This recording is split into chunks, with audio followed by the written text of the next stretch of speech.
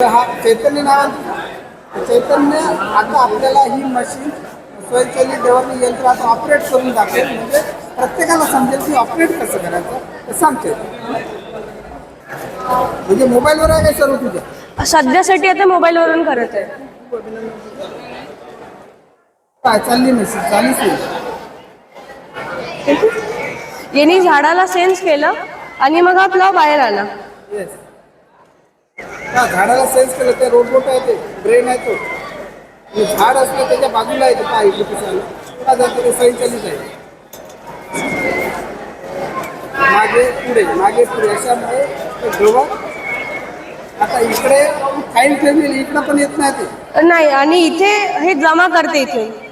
आणि पहा इकडे कापण्याचं हे आहे, तिकडे इथून मुळापासून काढते इथून मुळापासून काप. आणि इथून जमा करत येते. ते कचराचं गवत ते जमा करते पहा. त्या मुलाचं खूप अभिनंदन करूया.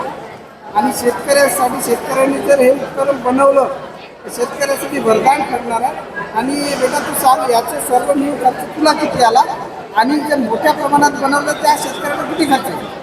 मोठ्या प्रमाणात जर बनवलं तर 10 ते 15,000 येते. हा, आणि असं ट्रॅक्टर आता किती महागड आहे. हा, आणि ट्रॅक्टरमुळे असे वगैरे, परंतु ट्रॅक्टरला मर्यादा आहे. ट्रॅक्टर खूप अवजड पण असतं.